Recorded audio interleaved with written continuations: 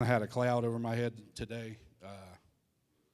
Devil just was on me, and didn't want me to speak tonight and tell me how much turmoil there is and what we're all going through. And I just feel like we're gonna come through it. We're gonna make it. But I seen this dude the other day, man. Y'all know these people that's just like swole. You know what I'm saying? Got muscles on top of muscles, like they muscles got. That's what I mean. And I talked to him, and I was like, "How'd you get like that?" I was like, "You got any tips?" And he said, "Man, I go to Beauty and Beast." I said, "I heard of that place." So, Sammy, come up here for a minute, man.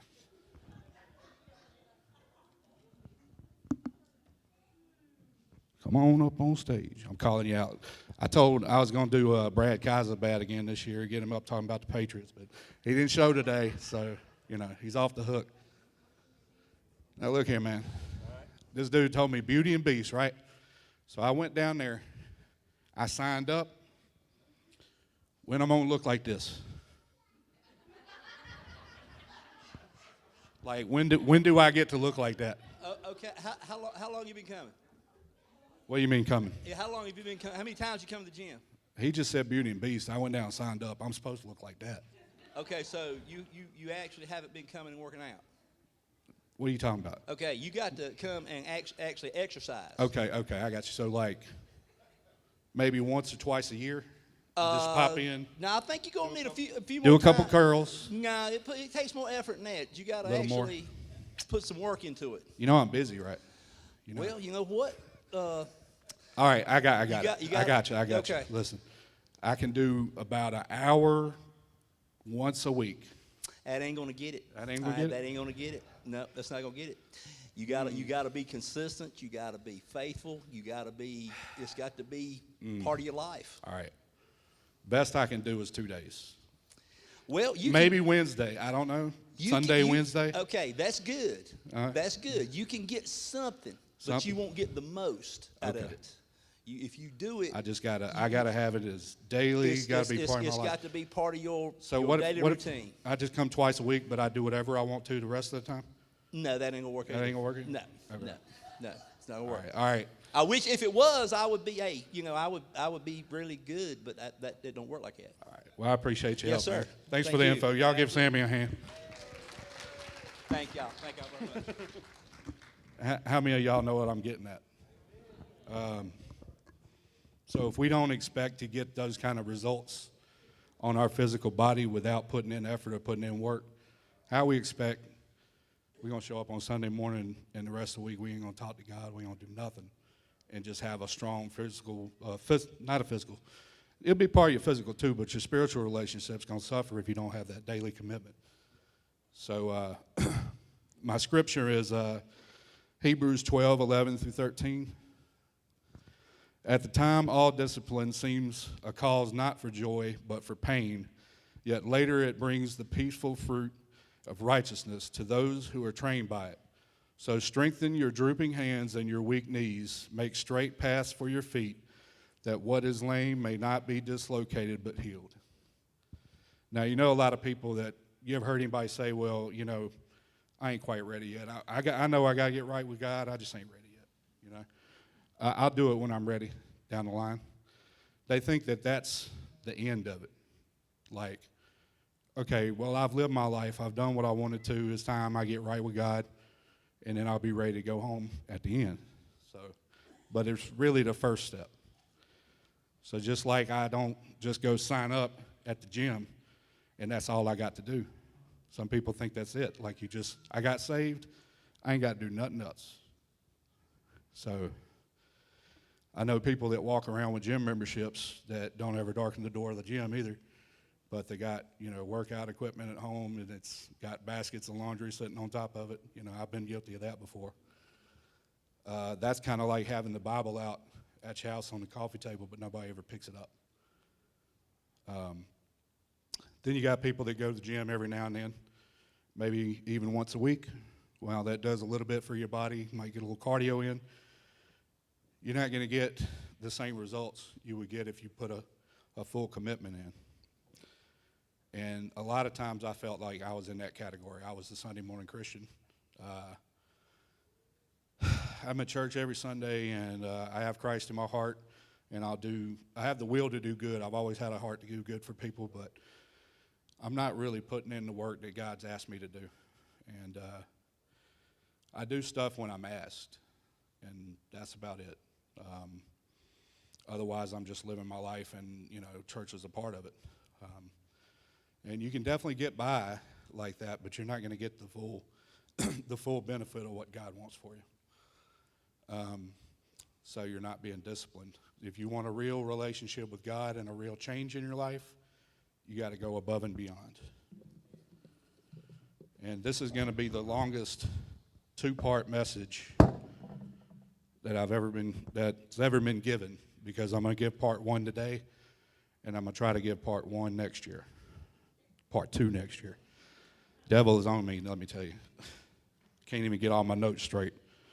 I hope y'all ain't worried about the drawing or the second half or anything, because we got a ways to go. That's a joke.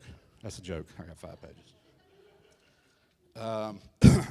Does anybody remember when the pastor gave a message and he kind of challenged people to make that commitment to do a little more? And he said, just give it a week and see what the results are. How many people did that? 1? Yeah, I didn't do it either. But part of the problem is that we're a people that want instant gratification. If we don't see the results immediately, we kind of just give up on it. If we want to buy something, we want it sent quickly. We want it overnight. We want it right now. And we put pointless stuff on credit cards that we don't even need to buy just because it's something we got to have. We could wait until we have the money, but we got to have it right now. Go to a gym for a week, maybe even a month. I've done that before. I was there every day, an hour on the treadmill. Put in about a month of it, and then just, one of them things you just fall off, stop doing it. But the results God's going to have in your life is not going to be overnight. It's going to take time. A lot of it is. Psalms 37:4 says, delight yourself in the Lord, and he will give you the desires of your heart. Now, that's not saying that God's going to give you what you want. He's not going to give you the desires of your worldly heart. Like if you want a lot of money or you want fast cars or anything like that, that's not what he's talking about, not your worldly desires. That may be part of what you receive, but it's not talking about your worldly desires. But if your heart's dedicated and you put in the work, then he'll give you these long-term desires, a purpose, fulfillment, sometimes prosperity. It ain't always a part of it, but it's sometimes prosperity. But you're not going to bow down and pray one night and then the next day everything's changed. But if you stick with a gym long-term and you have a plan, commit to a diet, you can get the results you desire. It takes a while to see results, but when you do, that's just more incentive for you to keep doing it. So if you do commit some time during the week, hopefully every day, to spend time with God and in prayer or in study, you'll start to see results. You'll see the time change. In football, a false start is when a player moves before the snap and it sets the team further back from the goal. I feel like some of us have had some false starts when it comes to our commitment or in our spiritual walk. We get way ahead of ourselves and caught up in what we think God has in store for us, that we jump in before we're ready. And ultimately, that sets us back when we don't get what we think is coming to us. So, like, if you picture God as the quarterback, we jump before he wants us to. Several people that have heard me speak before in several different contexts may think that I don't deserve to be up here speaking today, and part of me agrees with them because of all those false starts.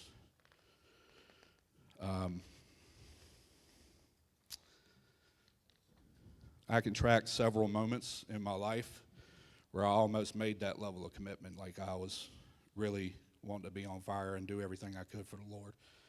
I shared the gospel with my friends when I was like 7 years old, and it was always a part of my life. I, of course, wasn't fully committed as a 7-year-old. You know, I don't think anybody is. But then I got saved as an adult, and I did start having a real relationship with Christ, but not much about my lifestyle changed. I was still going to the same places, still drinking, doing what I was doing. It was just, you know, it didn't, not much changed, to be honest. I went to a service at the old church probably in 2009. Catherine Church was speaking there, and she was like, I don't know, I don't know how old she would have been. I would have been 29, so I don't know how old she was, but she was young, and she was on fire. And I remember walking away from that just feeling like, man, if I could have that level of fire that she's got, you know. And we went to lunch after that, and I talked to them at the table, and I was telling them, yeah, I'm going through a few things in my life right now, but when I get done with taking care of this stuff, then I'll be able to serve the Lord. And somebody said, no, you're not. They were like, if you feel like you have to take care of something else before you can serve the Lord, you're never going to serve him, because there's always going to be something else that's in your way. That was 15 years ago. So imagine if at that moment, 15 years ago, I'd made that kind of commitment, where I'd be right now, or what I'd be doing right now. Who knows? But I didn't.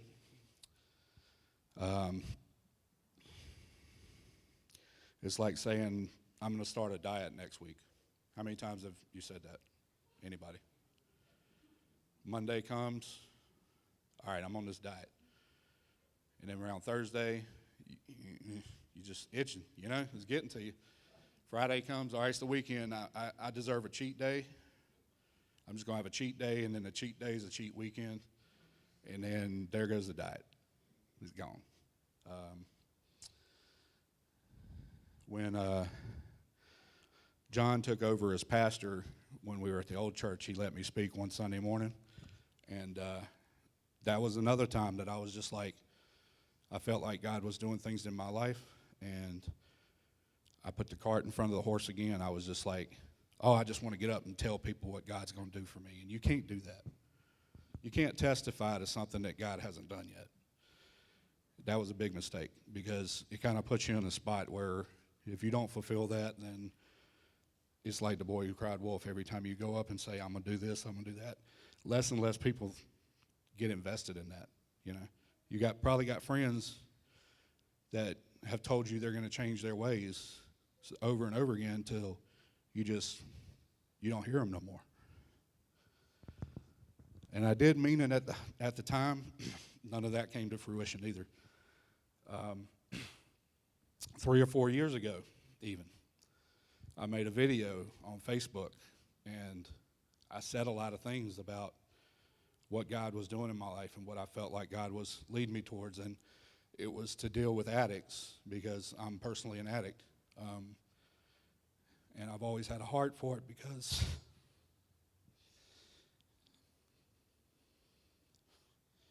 it's affected my life so much in my family, from alcoholism to drug addiction, and now what I'm going through.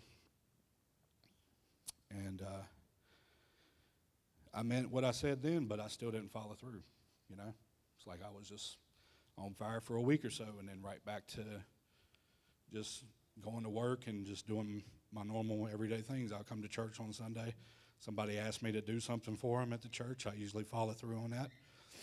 You know, I want to commit to helping with something. Sometimes I don't want to be called on to do nothing, to be honest. It gets that way sometimes. But I also spend a lot of time praying for a helpmate. And I saying, God, you know, it's hard for me to just do this by myself. If you send me somebody that's like-minded and as committed as I want to be to you, and somebody to take that walk with me, then I'll commit to you. It don't work that way either, you know? So I met somebody, and I latched on to them because I just saw in them what I wanted God to send me. And it turned out that it was somebody playing church. And that was a big setback because I thought I finally had what I wanted and we could both do that together, you know. And sometimes we'll take something that's not from God and put God's tag on it, like God sent me that, and he didn't. He didn't have nothing to do with it. It's just what we want. For a time, I also thought that my ministry was just going to be helping with my brother's ministry. And I did. I did a lot for John, and we got to do a lot together. But I could use that as an excuse, too, of why I'm not going to commit. Like, there's people that will use that to turn against God. Like, God, I asked you to save this person. You didn't do it.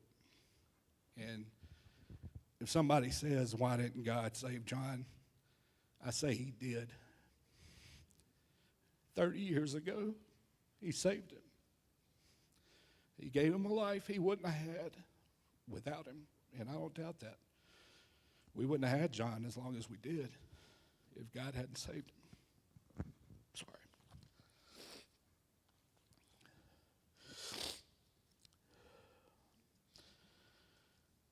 Now he's at home in heaven.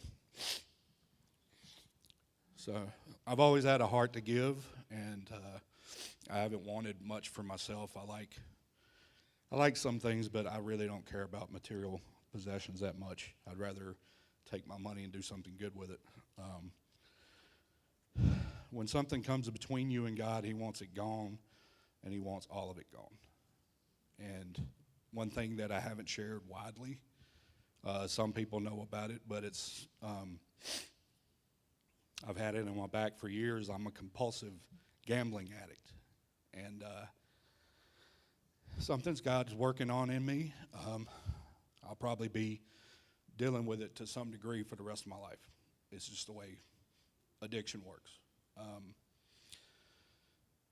I'm not going to get into specifics about losses, but if I had back everything that I lost, man, I'd be sitting pretty right now. I mean, I was winning money and doing good with it, and then I was like, well, that was God's blessing, you know.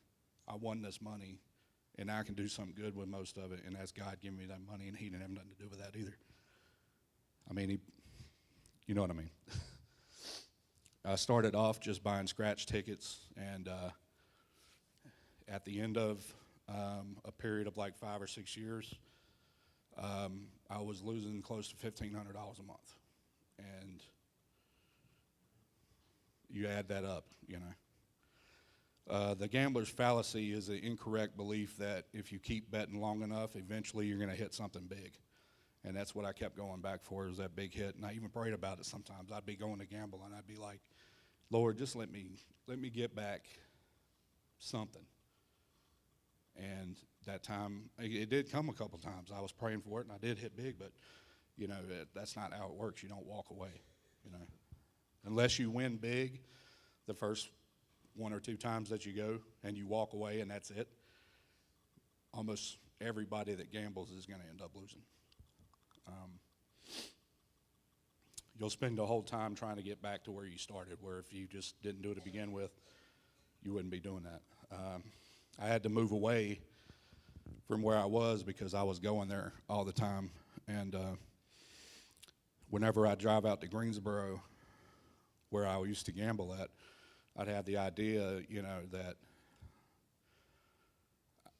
if you're an addict, you leave yourself an out, you know. Like if you don't get rid of it completely, you just leave that one little window or a little crack in the door, the devil kick it right open. And every time I'd go out there, I'd be like, well, I can spend the time a little bit, you know, spend a little bit of money, and I'd end up losing $500 or $600 every time. I have to remove the option altogether. I have to put those safeguards in place to prevent me from doing it. But it's still ingrained in my psyche, like the temptation's always there. I would watch videos of gambling when I'm not gambling, even like slot channels. There's people that just play slot machines. I'd be watching those, playing games on my phone, not actual gambling games, but simulations. And God's like, you're just setting yourself up. You need to turn it all in. And I didn't feel like I had done that. And I got up this morning, and it was the first time that I didn't really have it in my mind. Like, I didn't think about it, which is weird because I didn't expect that. I'm not saying it's gone completely, but usually that's one of the things I mainly think about is either all the money I've lost or, it kind of just dwells on me. He doesn't just want me to stop gambling. He wants it removed from my path completely. And I can think of several points during that where I'd say if I'd just stopped here, I'd be all right. But then I'd keep going. And that's one thing that keeps people from making changes in their lives. They look back and they say, I'm chasing losses. Like, you're never going to get that time back or that money back. Whatever's gone is gone. You can't get it back. But if you truly commit to God and do what God's asking you to do and give him the time that he's asking of you, he'll work in your life in ways that you can't even imagine right now. You can't expect God to work in you if you're not willing to do the work. I'm almost done. So the day could be today that you look back on a year from now and say, instead of saying, man, I wish I would have done it then, you could say, I'm glad I did it then, because you'll see the results of what God can do in your life.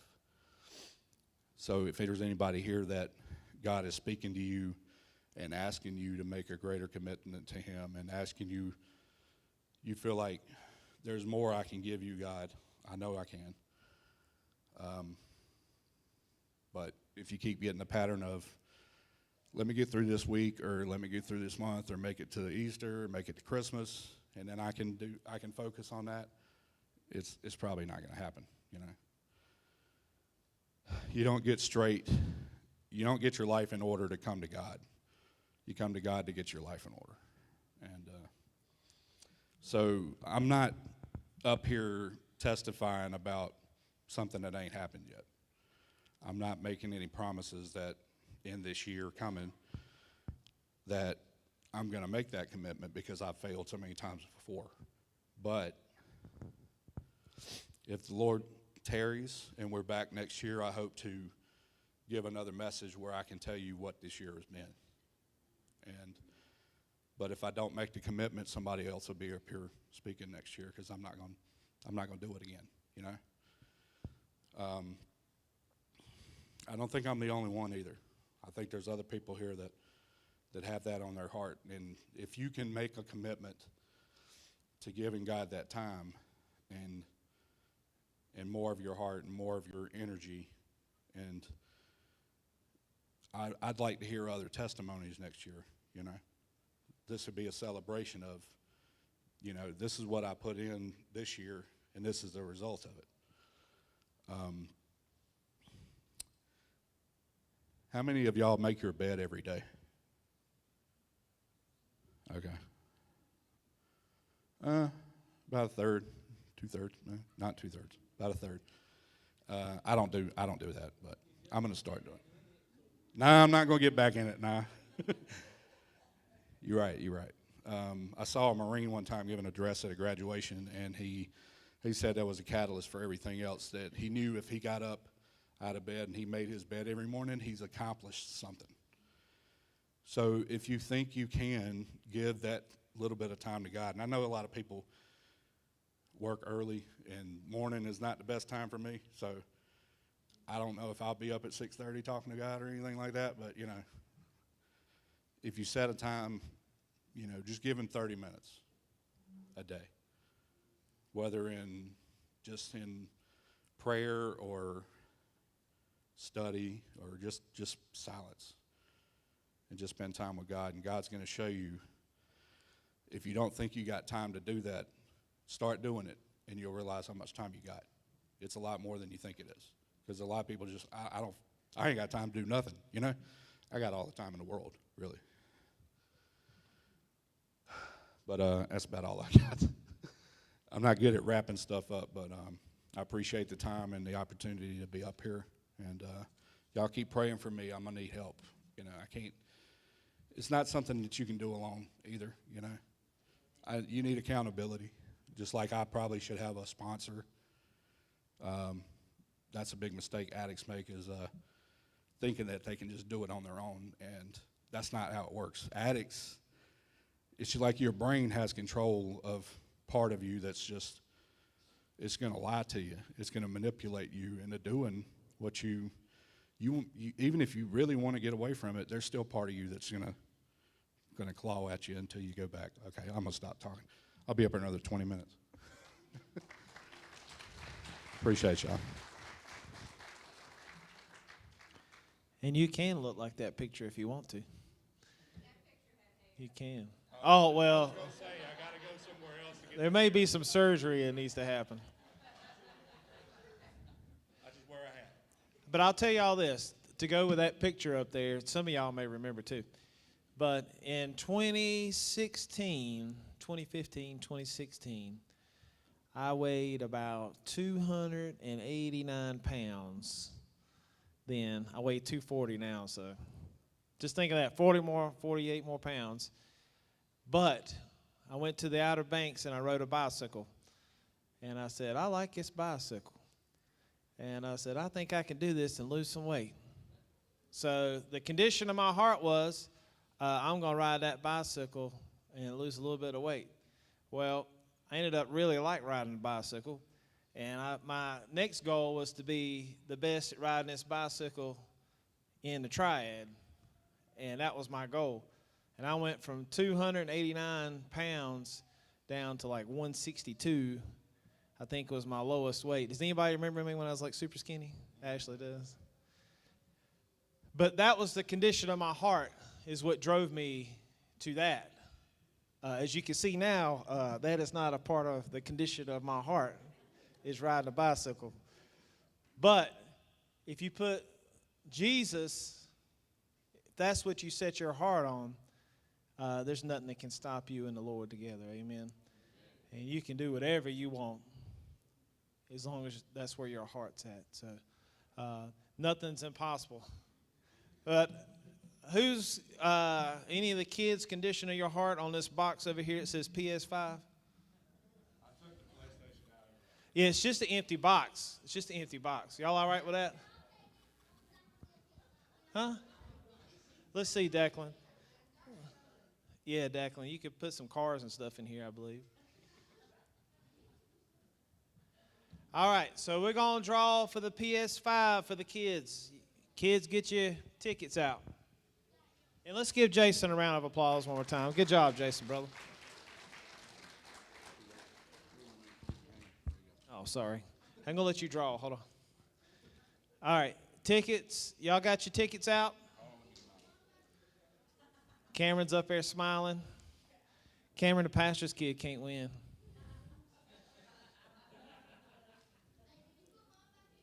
I threw that in the toilet. All right, I'm going to let Jason draw the ticket. This is for the PS5. Good luck, everybody. Well, we don't believe in luck. Hope you win, everybody. 2-0. Look, you know, dump them out. 203. Anybody got 203? 9377. You got it? All right, we got it. Hold on, we got to verify it. We got to verify. Don't everybody throw your tickets away yet.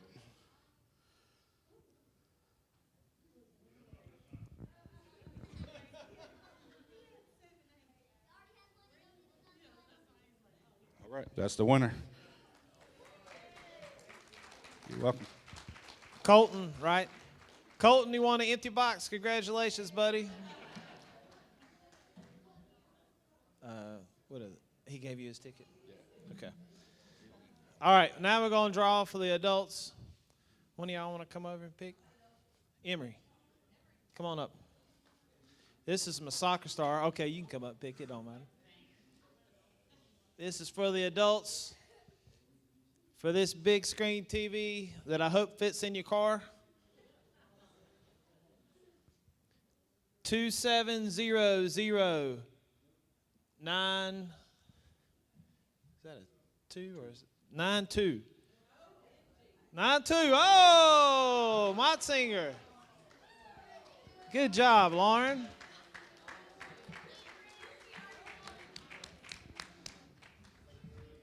Here's your TV, Lauren. That's the empty box, too. Congratulations. All right. Well, y'all give me just a second. I'll try to get the game right back on. Congratulations, everybody.